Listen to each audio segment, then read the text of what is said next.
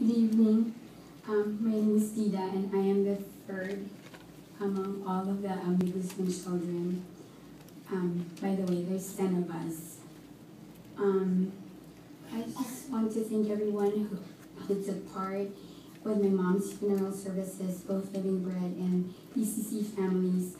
You guys have been working nonstop, to make this easy on our family and my mom's family, us children and my mom's living too. Thank you so much. I mean, we are just so blessed. I mean, it's like I couldn't, thank you enough. Thank you enough for all that you have done for us. Last night, some of my siblings gave their eulogy, and I was really, really blessed by what they all had to say about Mom. So here I am, really anxious. I was thinking last night, oh my goodness, what am I gonna say tomorrow? Especially speaking in front of a big crowd. But I know Mom would have told me, okay lang yan, Dids. You can say anything you want to say. I will always be proud of you because you are my favorite.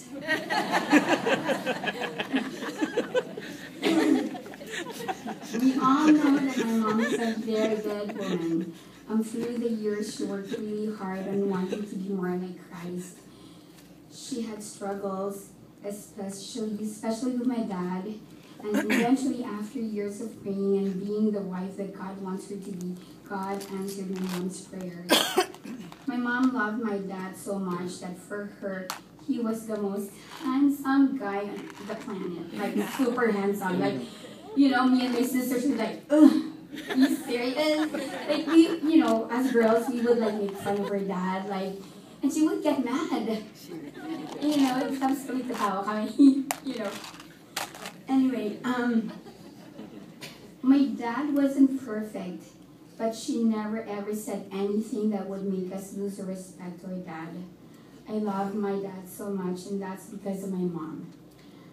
Again, God is so good. He changes lives, and he used my mom. I was an infant when my dad decided that he and my biological mom should split the kids. There's 2 of us. Umalis naman kaya papuntang States. Who does that, right? I want one kid, and, he left me in the Philippines to be with the rest of the Guzman family. So he went to the States. And so that's why, I grew up with a lot of different family members.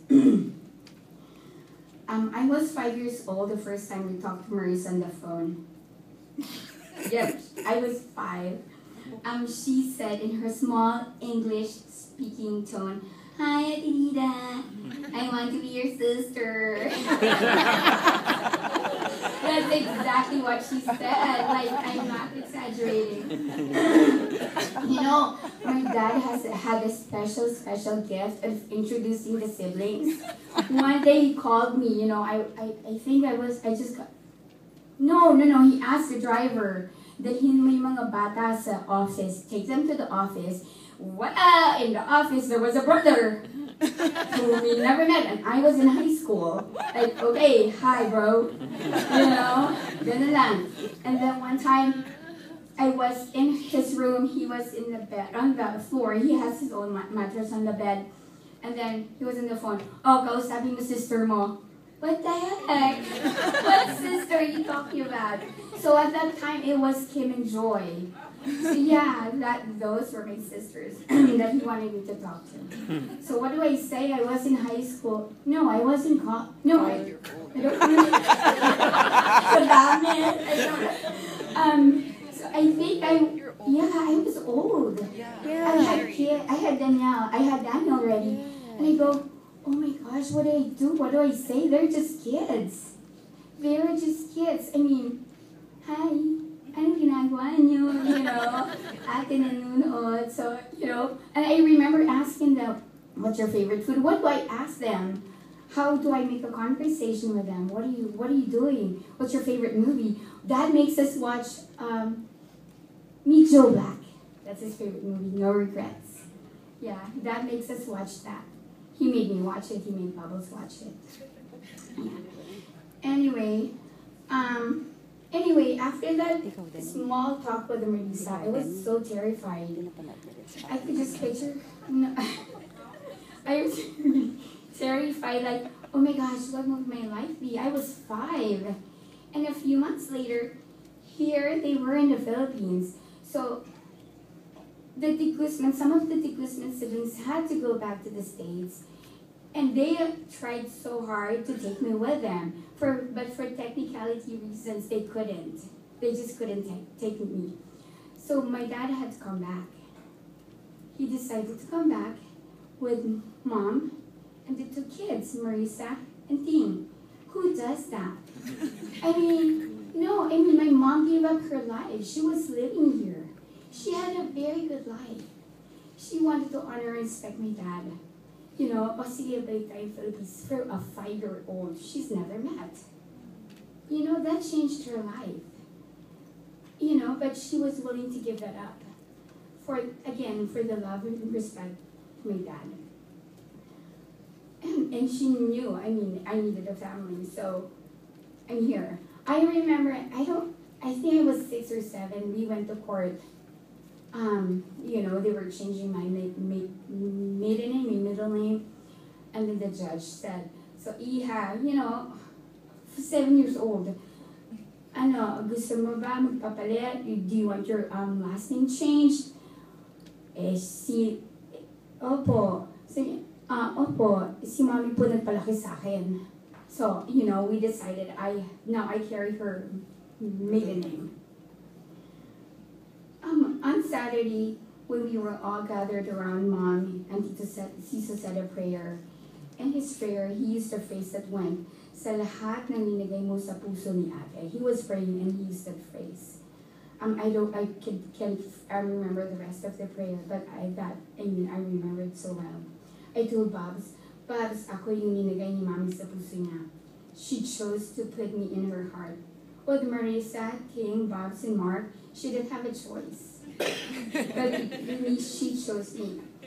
That's just great. That's her favorite again. The next few years, you know, in one sibling, then another, and Mom multiplied her love and again and again and again. Only God's grace really is one able to do this. My mom gave it all to Christ. Nobody can do that, you know? Only through God's grace. A few years ago, my daughter Danny was in her preteens when I decided to tell her that Granny isn't my real mom. She calls her Lola Granny. She has a special name.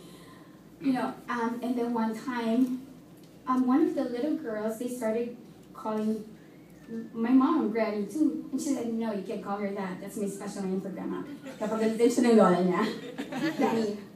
Anyway, so, you know, I told her, and then she gave me this blank look. She gave me this blank stare. She couldn't understand what I was saying. And then, so finally, when she finally took it in, she started crying. She said, why are you telling me this? Like, because it's the truth. So she called my sisters, Babs, she called my brother, she called John Mark, pati ate si Arnold Schwarzenegger, tinawagan. Lahat ng California, tinawagan. So I had to tell Mom. Mom, I told Danny, okay? She said, why did you tell her? Oh, because she needs to know the truth. So finally, Daddy called Mom, you know, told Lola, is it true, blah, blah, blah. And in a calm and reassuring mother voice, her grandma said, ano naman ngayon? That's exactly what she said. Ano naman ngayon? So what's the difference? That's exactly what she said. I am not there's no sugar coating in that. Case closed. I am the favorite daughter. Danny's the favorite grandchild.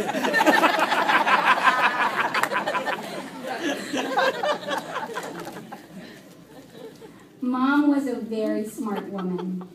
She lived in a house full of hormones. For my grandma, my aunts, and us girls. She made sure that we were not spoiled, Even if my dad would have loved to spoil each and every one of us, she never allowed it. Never. She handled disputes, she handled disputes very well, very, very well. With a very sharp look, she would tell us, okay, each and every one of you go to the kitchen, grab a knife each. That solves the problem. Okay, disputes handled, everything's good. I know my mom did a really, really good job raising us because we love each other so much. So dear. I'm not gonna cry. Mom would always say, pangit mo when you cry. Really so bad when you cry. Even if I wasn't crying and she saw somebody else, she'll remember me. You look so bad when you cry. She will. Pangit ka daw. Anyway. As a parent, sometimes I question myself if I make the right decisions for my daughter, Danny. But one thing I know I am 100% sure of is sending her to California every summer. Every summer, it's a given. Whenever Lola's here, she needs to be here. And Lola's here all the time anyway. I miss Danny so much whenever she's here. I really miss her, even if we argue all the time. I miss her. But I know I can never replace the things that she learns and the time she spends with my mom. I was raised by a very good woman, and I wanted to give that same experience to my daughter as well. I wanted her to know that what it is like to grow up with an extraordinary person. I wanted Danny to experience God's love for my mom.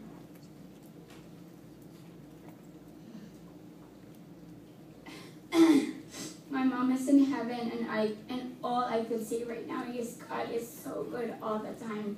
It is. I just wish you guys could all experience God's goodness. He knows what's best for me. It would be a big mistake to complain because God has blessed me so much. I will miss Ma a lot, but I am so thankful that she is free of pain, sorrow, and discomfort. A friend sent me an email a couple of weeks ago about a patient at a doctor's office. As the patient was leaving the doctor's office, he asked the doctor, "Doctor, what is heaven like?" The doctor opened the door leading to the reception area. And as he opened the door,